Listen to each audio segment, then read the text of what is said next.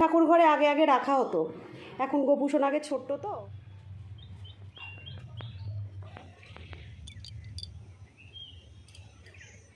একটু ম্যাগি বসিয়ে দিয়েছি এখানে।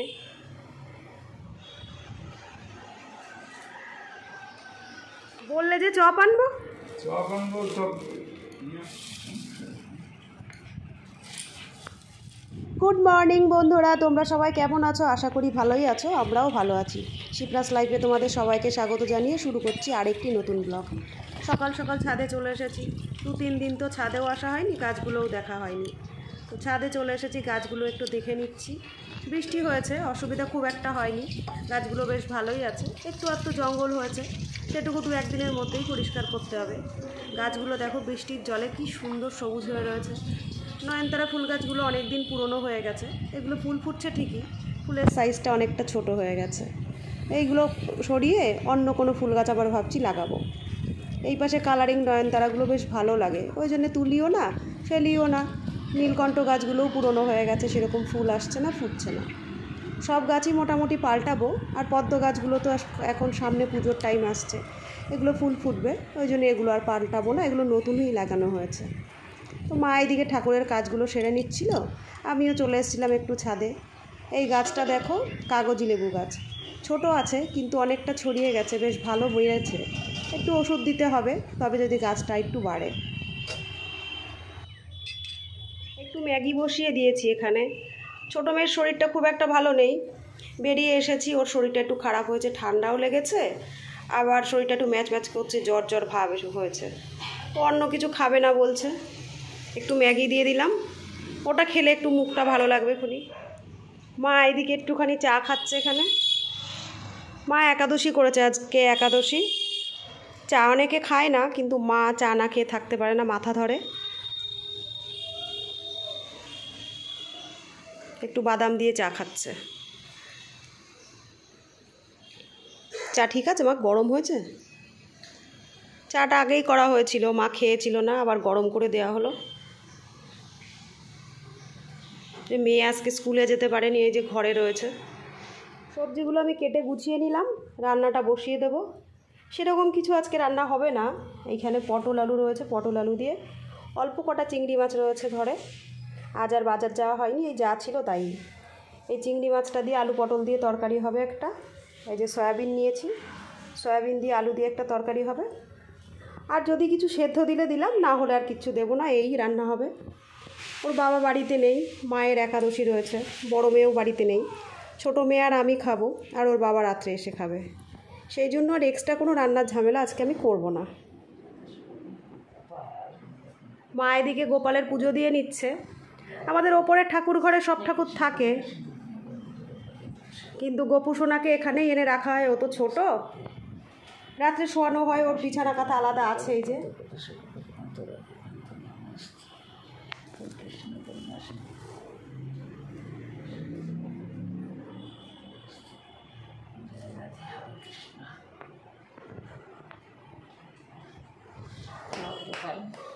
সেবা করো, ফল ফুলাদি সাবু দিয়ে একাদশীর দিন সেবা করো তুমি। মায়ের যে গোপুসোনার পুজো দেওয়া হয়ে গেল। ওপরে ঠাকুর ঘরে আগে আগে রাখা হতো, এখন গোপুসোনা আগে ছোট্ট তো, ওই জন্য ঘরে এইখানটাতেই রাখা হয়। এইখানে আর সেরকম কিছু তো জিনিসপত্র রাখা হয় না, গোপুসোনার একটু বিছানা রয়েছে এইখানে, গোপুসোনা শোয়। তো আজকে তো একাদশী, মা ওই যে সাবু দিয়েছে আর আমার কলা দিয়ে পুজো দিয়েছে গোপুসোনাকে। হয়ে গেছে তোমার দেয়া? আমি এদিকে এক পাশে সয়াবিনের তরকারি বসিয়েছি, সয়াবিনের তরকারিটা প্রায় হয়ে এসেছে। আর এই পাশে একটু আলু পটল দিয়ে চিংড়ি দিয়ে রান্না করব।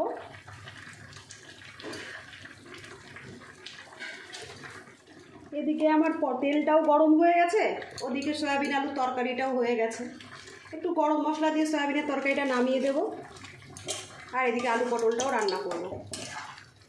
আজকে তো অনেক বেলা করে রান্না বসিয়েছি, কাল বেরিয়ে আসার পরে আজকে আর শরীরটা চলছে না, সেই জন্য একটু রান্নাবান্না দেরি করেই বসিয়েছি।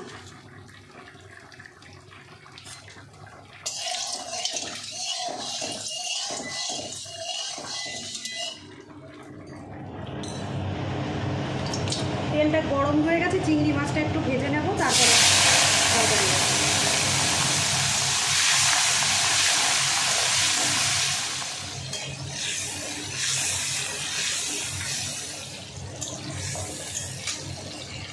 চিংড়ি মাছটা ভাজা হয়ে গেছে, তুলে দিচ্ছি। এরপরে আলু পটলগুলো ভাজবো, ভেজে আলু পটলটা রান্না করে নেবো।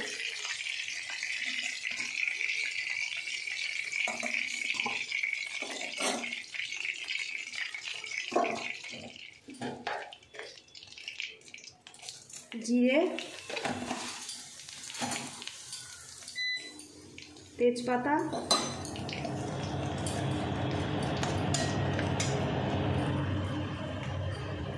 আলু পটলটা আগে ভেজে নিলেও হয়, আমি একবারেই ভেজে রান্না করব।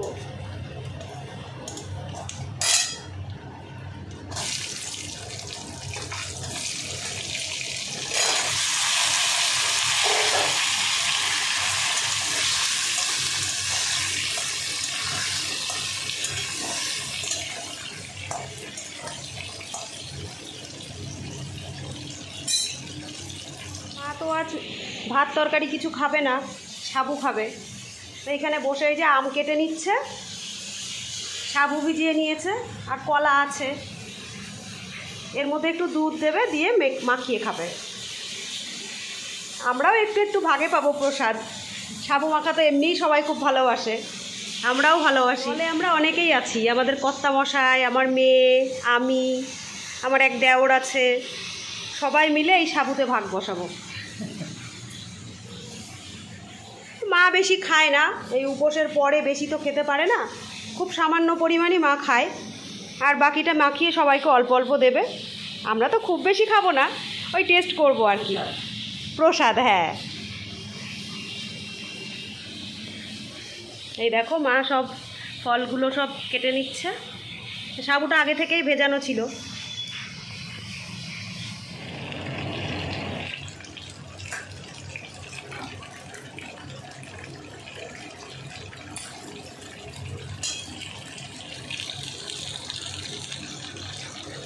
আলু পটলটা আমি লাল লাল করে ভেজে নেব।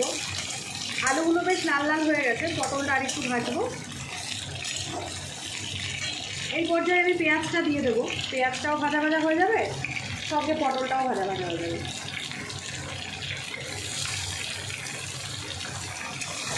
পেঁয়াজটা আমি একটু বেশি করেই দিয়েছি, চিংড়ি মাছ রয়েছে সেই জন্য।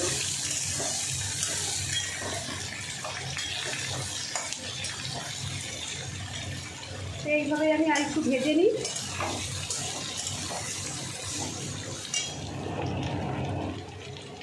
আলু পটলটা আমার ভাজা হয়ে গেছে অনেকটা, লবণ দিয়ে দিলাম, হলুদও দিয়ে দিলাম পরিমাণ মতো।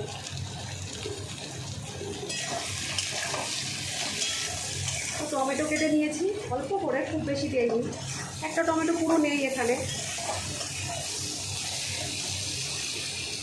মশলাটা আমি দিয়ে দিয়েছি, মশলার মধ্যে দিয়েছিলাম আদা, কাঁচা লঙ্কা আর রসুন একটু।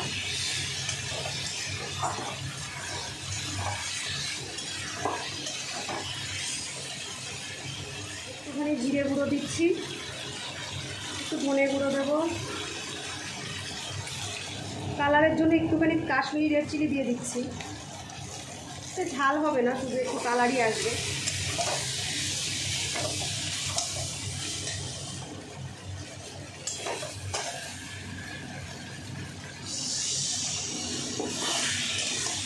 এর মধ্যে একটু জল দিয়ে দিলাম, গুঁড়ো মশলা দিয়েছি তো, মশলাটা যদি পুড়ে যায় সেই জন্য একটু জল দিয়ে দিলাম। এবারে চিংড়ি মাছগুলোও আমি দিয়ে দেবো এখন।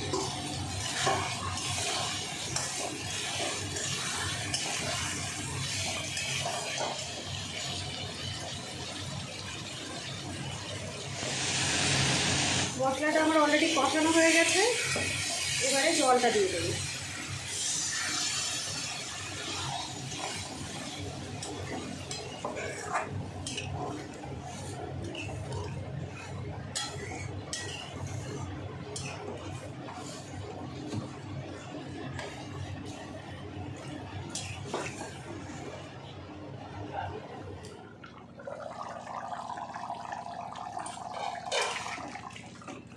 আলু পটলটা সেদ্ধ হয়ে গেছে। দেখো আলুগুলো কত সুন্দর গলে গেছে। এগুলো চন্দ্রমুখী আলু এনেছিল, আমি জানতাম না। গলে যাওয়া দেখে এখন বুঝতে পারছি যে আলু সাথে পটলগুলো খুব সুন্দর গলে গেছে। আলু পটলের তরকারিটাও আমার হয়ে গেল। এবার এটাতেও গরম মশলা দিচ্ছি। আর সয়াবিনে আলু পটল দুটোতেই তো গরম মশলা যায়। সয়াবিনের তরকারিটা একটু ঝোল ঝোল করেছি, ওই জন্য আলু পটলের তরকারিটা একটু শুকিয়ে ফেলছি। বেশি ঝোল করবো না এটাই। কত সুন্দর দেখতে হয়েছে দেখো। এদিকে ভাতটাও আমি বসিয়ে দিয়েছি। ভাতটা একটু দেরি করেই বসালাম। ভাতটা হয়ে গেলে পরে স্নান করে খাওয়া দাওয়া। গ্যাসটা আমি বন্ধ করে দিলাম। তরকারিটাও পুরো হয়ে গেছে। নামিয়ে নিয়ে তোমাদের দেখাচ্ছি। চিংড়ি দিয়ে আলু পটলের তরকারিটা দেখো আমার রেডি।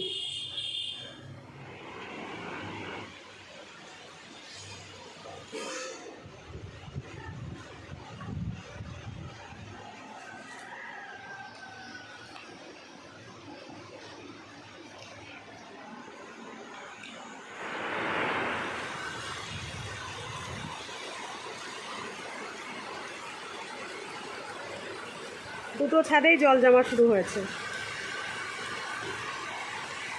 যা মেঘলা করেছে তাতে করে আজকে সারাদিনই বৃষ্টি হবে মনে হচ্ছে। সকাল থেকেই মেঘলা হয়েছে কিন্তু বৃষ্টিটা নেমেছিল না। হালকা একটু সকালে হয়েছিল আর বন্ধ ছিল। এখন দেখো কি পরিমাণ বৃষ্টি হচ্ছে।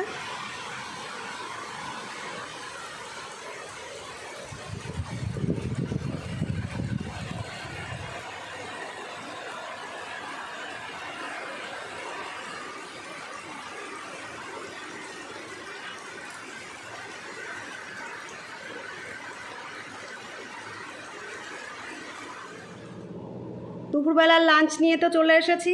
আজ 2-3 দিন পরে আবার বাড়ির লাঞ্চ। এই 2-3 দিন তো বাইরেই ছিলাম, তোমাদের দেখিয়েছি কি করেছি, কোথায় খাওয়া দাওয়া করেছি। আজ বেশ কয়েকদিন পরে বাড়ির লাঞ্চ। তো এই দেখো লাঞ্চে আমি কি এনেছি। এখানে এই যে সাদা ভাত আছে, এখানে আছে আলু পটল দিয়ে চিংড়ি মাছ, সিম্পলভাবেই রান্না করা। আর এইখানে আছে সয়াবিনের তরকারি। আজ কেউ নেই, আমি আর ছোটো মেয়ে খাবো। ওর বাবাও বাড়ি নেই, মায়ের এদিকে একাদশী, আর মেয়েও বাড়ি নেই। এই যে খাওয়া দাওয়া শুরু করে দিয়েছি। কেউ নেই, একাই খেতে হবে। এই যে একদম সয়াবিন খাবে না, শুধুই পটলের তরকারি দিয়ে খাবে। এই যে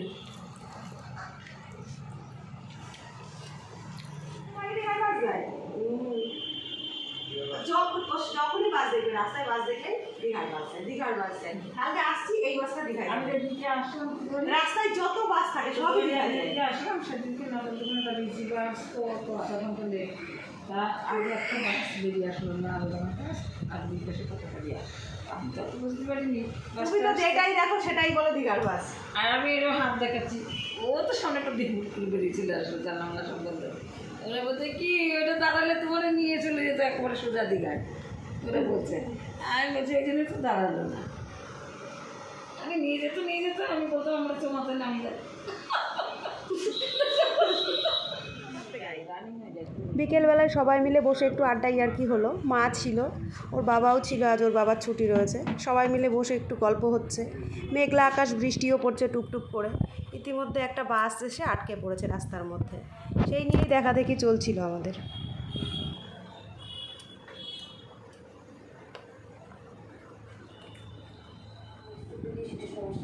কি নিয়ে এসেছে ওটা? বললে যে চপ আনবো,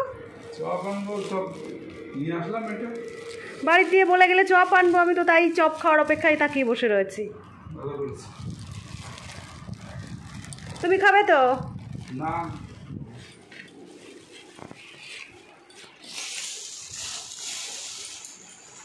পেঁয়াজে কেমন করে দিয়েছে? মশলা আছে নাকি এর মধ্যে?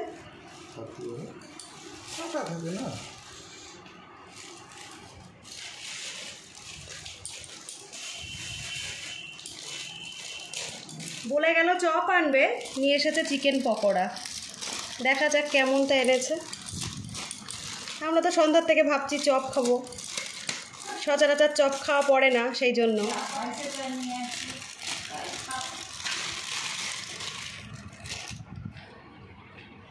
কোথা দিয়ে এনেছো চিকেন পকোড়া? এরকম এরকম তো হয় না। ও, খেয়ে দেখা যাক। নাও একটা নিয়ে দেখো কেমন খেতে।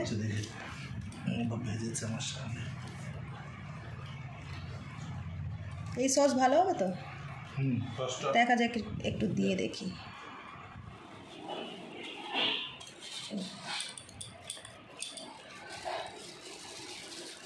পেঁয়াজে না কি একটা মশলা দেওয়া আছে,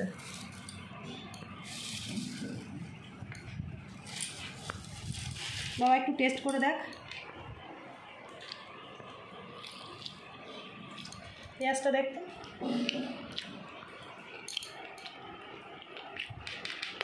ভালো তো বন্ধুরা, ভিডিওটা আর বড় করব না। আজকের ভিডিওটা তোমাদের সাথে তো সবটাই শেয়ার করলাম। কেমন লাগলো না লাগলো তোমরা কিন্তু আমাকে জানিও। ভালো লাগলে একটু লাইক কমেন্ট করে দিও, আর চ্যানেলে নতুন হলে একটু সাবস্ক্রাইব করে দিও। দেখা হচ্ছে আবার নতুন কোনো ভিডিও নিয়ে। ততক্ষণের জন্য তোমরা সবাই ভালো থেকো। আজকে তাহলে আসছি, টাটা।